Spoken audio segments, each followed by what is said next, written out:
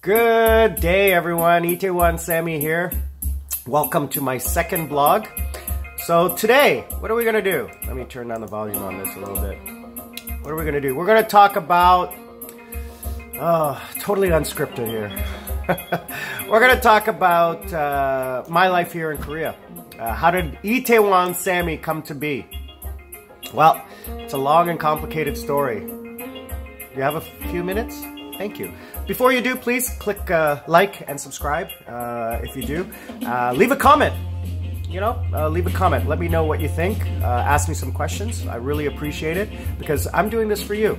I want you to enjoy it and I want it to get better. So please let me know what you think. I really appreciate that. Thanks a lot. I'm up to 63 subscribers. It's been a week. I got about 5 hours of views. Thank you very much, everyone. I really appreciate that. I'm hoping to get to about 100 subscribers by this weekend or early next week before the Chuseok holiday. So if you please subscribe, I'd really appreciate that. So, Itaewon Sammy, that's my nickname. Everyone calls me Sammy or Itaewon Sammy. And I arrived in Korea 9 years ago. I grew up in Canada. I was born in Beijing. My dad was a diplomat from Sri Lanka. I lived in Europe, then moved to Canada when I was 7, lived in Toronto area, pretty well most of my life. Grew up in a small town north of Toronto called Bradford. And special shout out to my friend Sean from high school, who will be arriving in Seoul next week, 1 week from today. On Thursday, the 22nd, he'll be arriving and spending a week here with me. I haven't seen the guy in 25 years, so that's going to be a fun holiday week for me. So I grew up in Bradford. After high school, I graduated. I moved to Toronto, went to school, and then started working. I lived in Harbourfront area, a very nice area of Toronto, right by the water. And I started working for different phone companies. I ended up with Bell Canada. And I worked there pretty well my whole life, moving up to an executive director level in sales. Executive director in sales. So, pretty stressful job. I ended up in a 10-year relationship with a girl I met. We ended up getting married, bought a house, bought 2 houses, 2 cars, did the whole family thing, never had kids. That's a good thing. And then in 2007, we decided to part ways. It was an amicable separation, and unfortunately, when we sold our homes and our properties and our assets, we lost a lot of money due to the financial crisis, and left us in a little bit of debt. So when and I've had debt my whole life, credit cards, loans, mortgages, car loans, etc. since I was about 18. When I came to Korea, I paid off that debt, and ever since I've been here for about 8 years now. Sorry, I've been here 9.5 years, but for the last 8 years, I've been debt-free. I haven't had a credit card since my divorce. I got rid of that, excuse me. So I've been debt-free. If I want to buy something, I have a bank account. I have money in the bank. If I want to buy something, I'll save up the money and buy it. Motorcycles, computers, high-ticket items, trips. And when I go on vacation, I spend a good amount of money on excuse me, just getting comfortable. Business class tickets or first class. Once I flew first class Emirates, it cost me like $5,000. I save up for that. So I arrived here June 2007.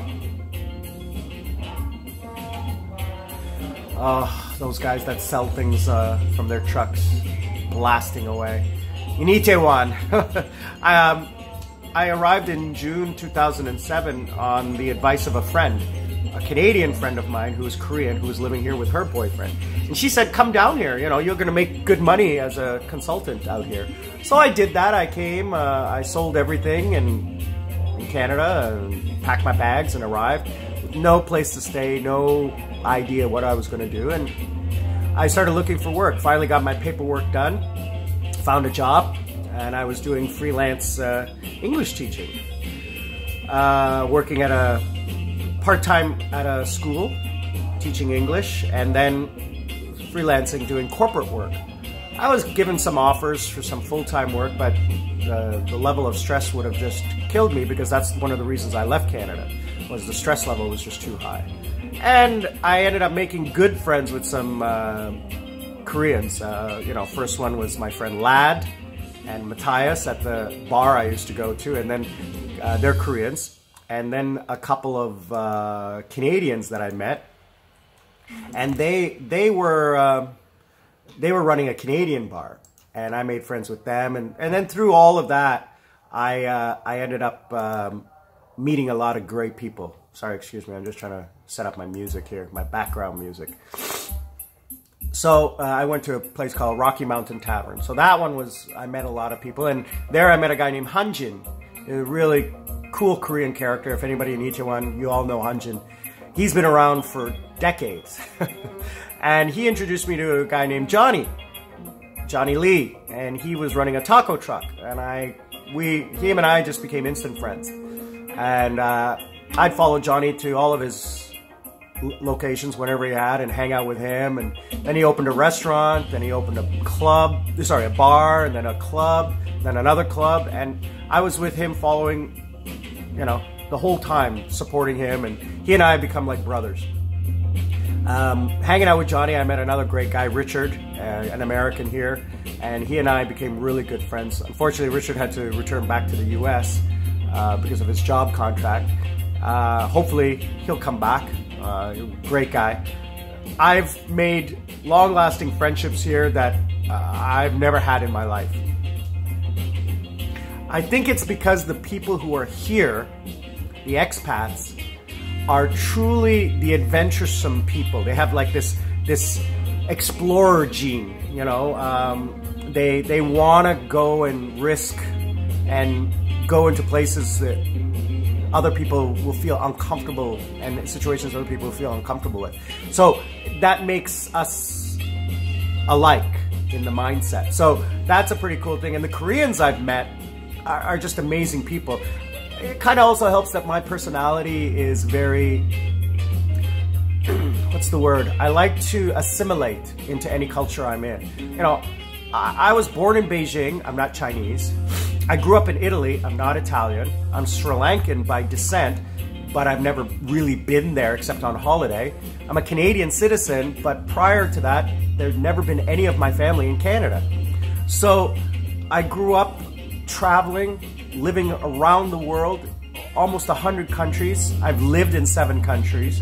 This is my 7th one, and I've been here for 10 years. So I assimilate pretty quickly. I've spoken a lot of languages, so it helps in my mindset that I'm not really any one country. I'm not nationalistic.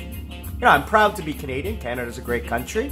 Thank you very much for the opportunity to grow up there. I'm Sri Lankan by blood, but I have a history there, but it's not mine. It's my family's. I didn't create it.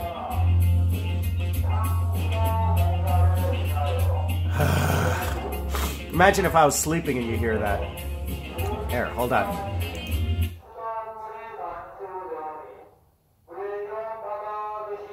And I'm on the 4th floor. He stopped, I hope. And nope, there he goes. I don't know what he's selling. I'm not listening anyways. Yeah. So I started working, and at that point in my life, I was just living day to day. Paycheck to paycheck, just enjoying life. I had no goal. I had no plan or anything like that. I just wanted to enjoy my life. And being that I knew a lot of important people or influential people, I met a lot of club owners. I like to go out. So I met a lot of owners, and being a foreigner and coming every week, they kind of remember you. And there's not a lot of South Asian men in Itaewon. There are tourists, but I mean, have a very unique look. And again, being introduced by friends, influential friends, they get to remember you. So that helped me become popular or known in Itaewon. Then Johnny asked me to join with him at his venue in Hongdae. So I started working with him there, doing marketing and promotions, and doing VIP host about 4 years ago. And when Johnny left, I was offered a position in Itaewon at a club called House Ming, which was a upscale lounge bar. So I was running that for about 2 years. And then when that closed, I moved to B1. And the owner there offered me a position, because he knew me, he's Canadian. One of the 3 owners is Canadian, and he offered me a position there. And I've been there now 7 months, coming up on 8 months. And I love it. It's probably, again, I should have kept doing this when I was a club guy back in Toronto in my youth. I should have kept doing it because it's exhausting, but it's so much fun. It's so rewarding for my personality. You know, a lot of people say, you know, at your age, what are you doing? You know, but it's at my age where I can do this job and be not corrupted by the lifestyle. You know, someone who would be 20 or 30 years old would easily be corrupted by the lifestyle. You know, drink too much, party too much, and just, you know, it wouldn't be, they wouldn't, in my opinion, they wouldn't be able to control. So I am able to, you know, mitigate the drinking and the partying and control it a little bit, I think.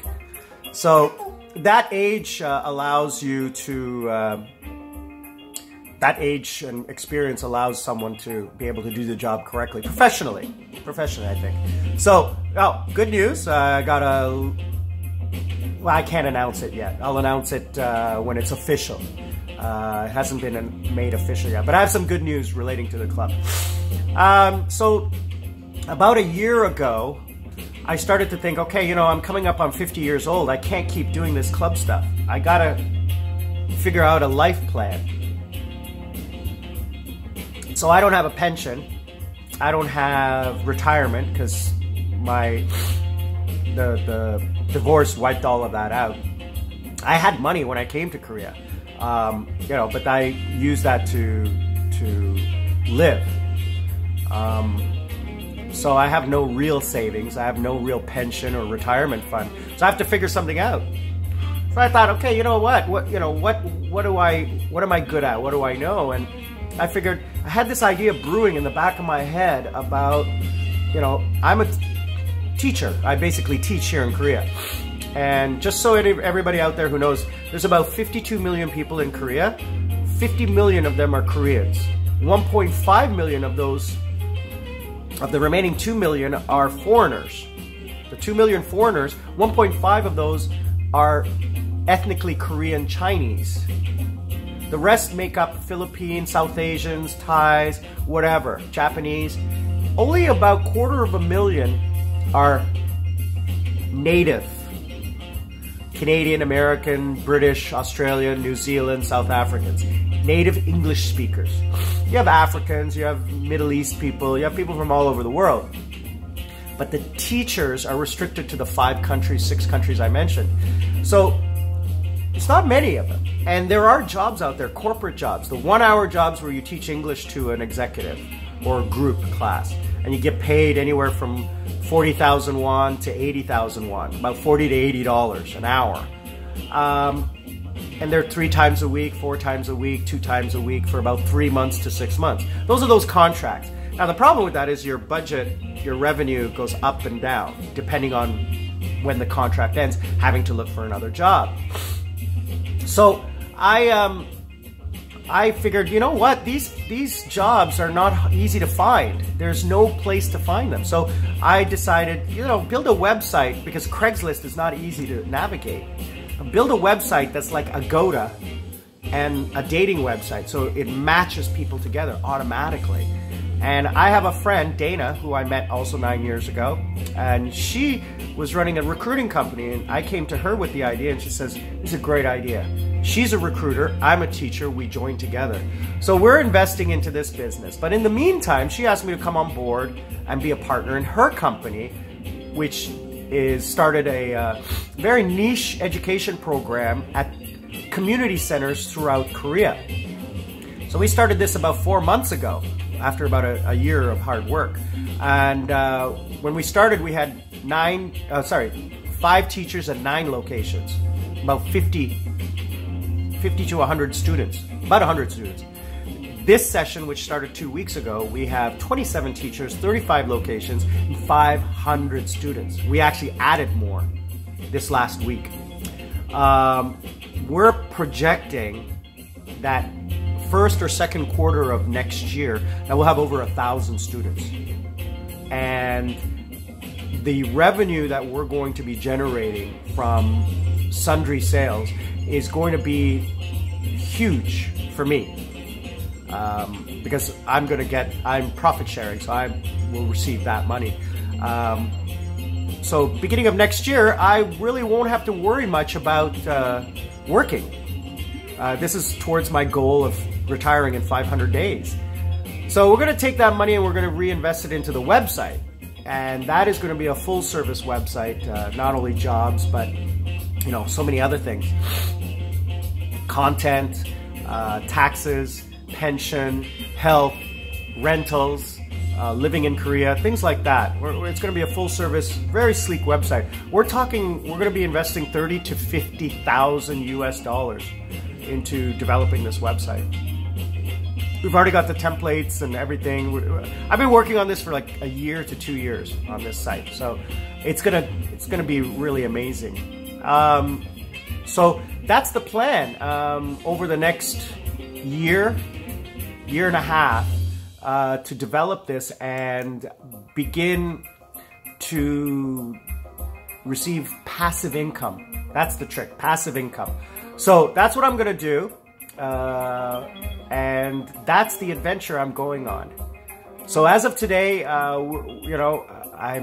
the plan is going really, really well. Everything is fitting into place. I also have another business opportunity with Johnny that I can't talk about. That's going to be second quarter of next year. But that as well will probably bring me some money as well. And then, of course, my YouTube channel. I'm hoping that within a year, which it usually takes, that I'll be able to hit 1,000 subscribers and 4,000 hours of views so that I can monetize. And then you guys can help benefit me. So please click like, click subscribe, and watch. Just have the video running in the background. I'm going to post this today on Friday the 14th. That'll go up today, September 14th. On Sunday, I'm going to post another video, so be watching for that. That'll be a snapshot of inside the club, because again, I've been asked to go inside the club and meet the people who come out and party with Itaewon Sammy. So I'm going to put together a clip of that on Sunday. All right, so keep a watch out for that. Itaewon Sammy out.